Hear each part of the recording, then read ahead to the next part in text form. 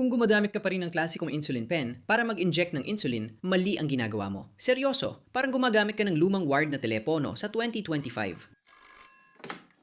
Kamusta? Ilang buwan na ang nakalipas, gumawa ako ng malaking pagbabago. Lumipat ako mula sa insulin pump papuntang Smart MDI system. Ang MDI ay multiple daily injections na siguro alam nyo na, pero hindi ito ang karaniwang insulin pen. Pinagsasama nito ang Smart Insulin Pen, Continuous Glucose Monitor at phone app kung saan nangyayari ang lahat ng magic. Matapos kong gamitin ang sistemang ito ng ilang buwan, namulat ako sa gali ng Smart Insulin Dosing at konektadong pen.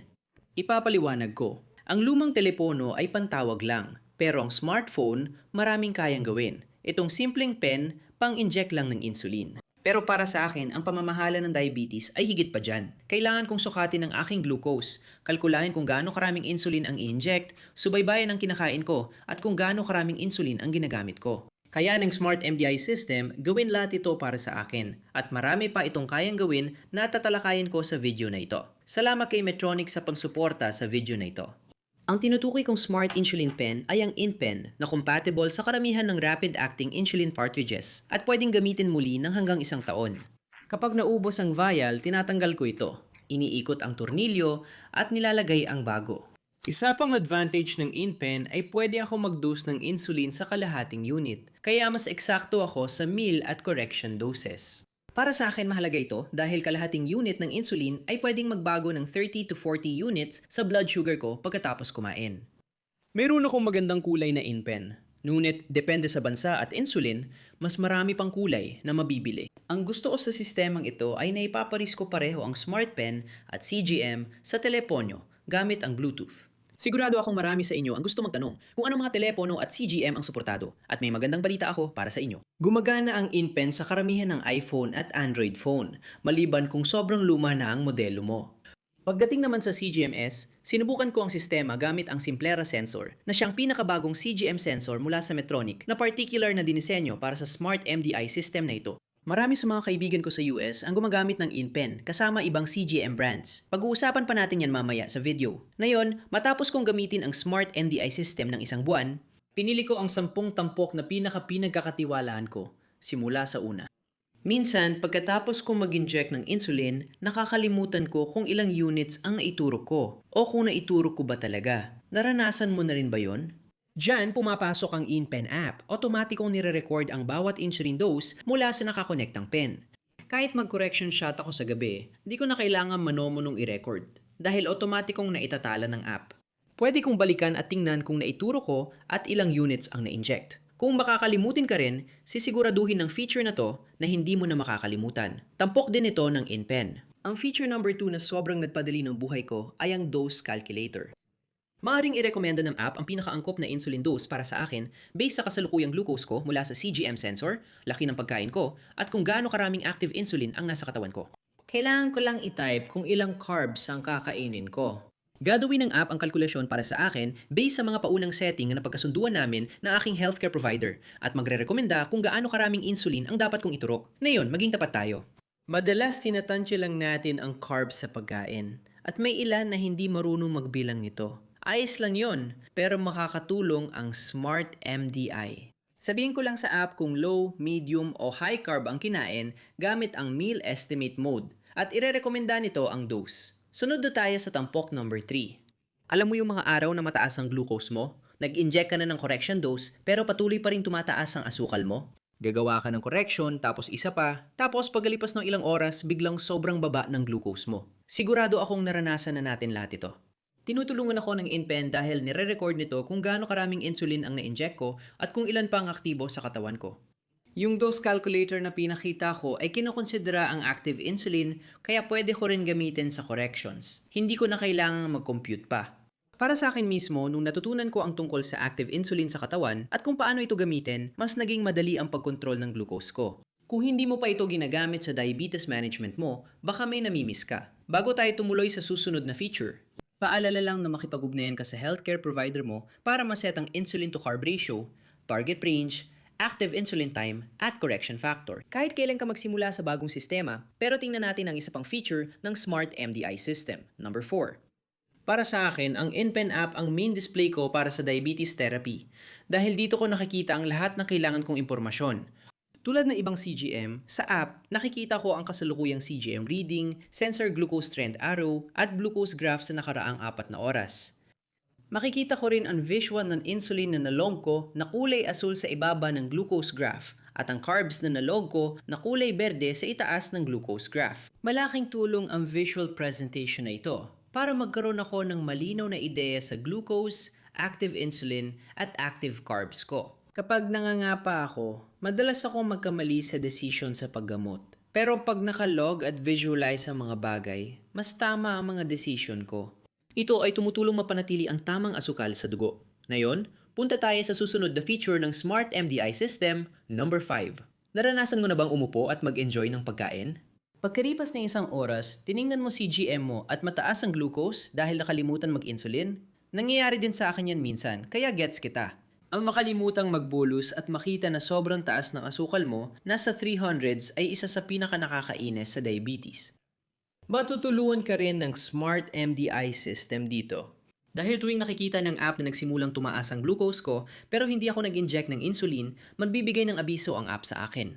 Kung makalimutan ko ang isang dose ng insulin, tinutulungan akong kalkulahin ng app ang na-miss kong dose para agad akong makapag-inject na malaking tulong.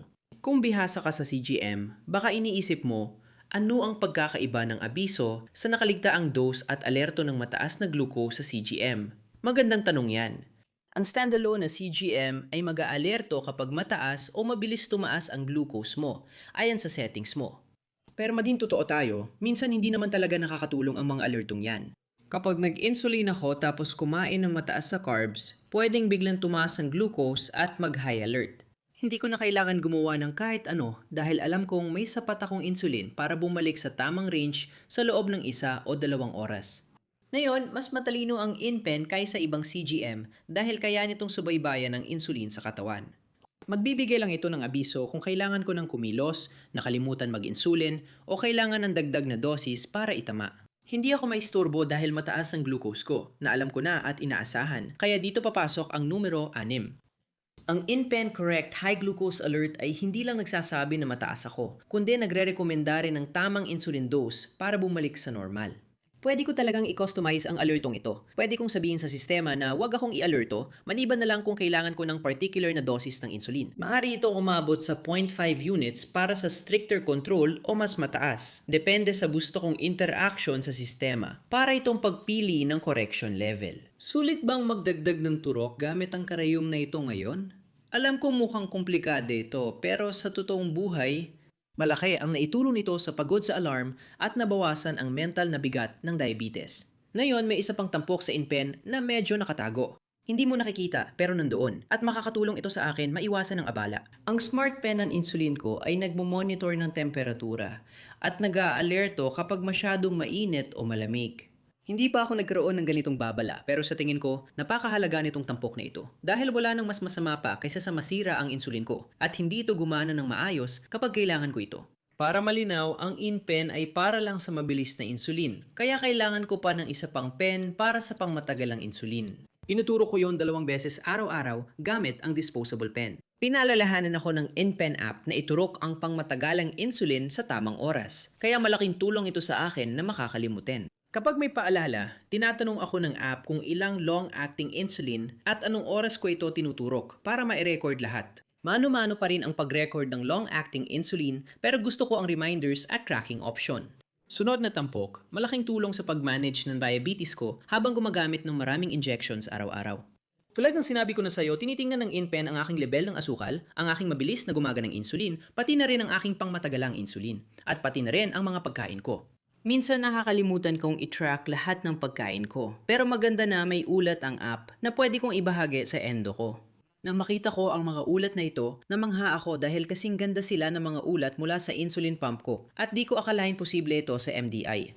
At sa totoo lang, ibinahagi ko talaga ang mga ulat na ito sa aking endo dahil gusto ko talagang ipakita sa kanya kung gaano ako kagaling noong gumagamit ako ng MDI. Natutuwa siya sa ulat dahil kapag kumpleto ang impormasyon, nakakagawa siya ng magagandang suhestiyon.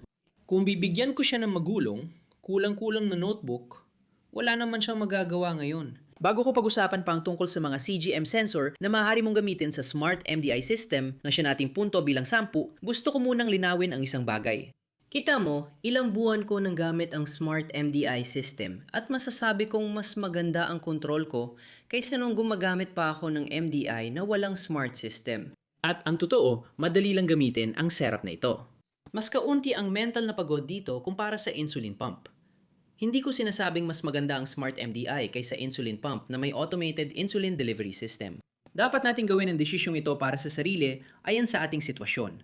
Sa personal kong palagay, mas kaya ako makamit ang mas mahigpit na control gamit ang pump. Pero curious ako, gumagamit ka ba ng insulin pen o pump? Ipaalam mo sa akin sa mga komento. Ngayon, pag-usapan natin ang mga CGM sensor na pwedeng gamitin sa Smart MDI system. Nasubukan ko ito gamit ang Simplera CGM. Ang pangunahing benepisyo ng Simplera ay ang pagiging compatible nito sa InPen sa Smart MDI setup. Maganda ito dahil real-time lumalabas lahat ng CGM data sa InPen app. Dahil dito, nagamit ko ang InPen bilang pangunahing logbook ko. At talaga namang ito ang naging pangunahing display ng diabetes therapy na palagi kong ginagamit at nagustuhan ko talaga ito. Ang nakakaisturbo lang sa setup na ito ay kailangan sa hiwalay na Simplera app asikasuhin ang low blood glucose alerts at sensor management. Calibrated na sa pabrika ang mga sensor, pero pwede mo rin silang i-calibrate kung gusto mo. Nakatago ang feature na ito kaya di ko napansin sa Simplera review ko, pero nandyan siya. Paano naman ang Dexcom at Freestyle Libre? Magagamit ba sila sa InPen? Sa totoo, medyo komplikado ito at depende kung saan ka sa mundo. Sa US, ang InPen app ay pwedeng kumuha ng data mula sa Dexcom G at G7 sensors, pero laging 3 oras delayed ang CGM readings. Real-time readings ay available lang sa Dexcom app. Hindi pa nakakakonekta ang Freestyle Libre sensors sa InPen app. Kaya para masulit mo ang mga Smart MDI features tulad ng predictive alerts, sigurado mas mainam na gumamit ng Simplera sensors. Kung gusto mo malaman pa tungkol sa Simplera, i-click lang ito at panoorin ang buong review ko ng Simplera CGM system. Kita tayo sa video. Ciao!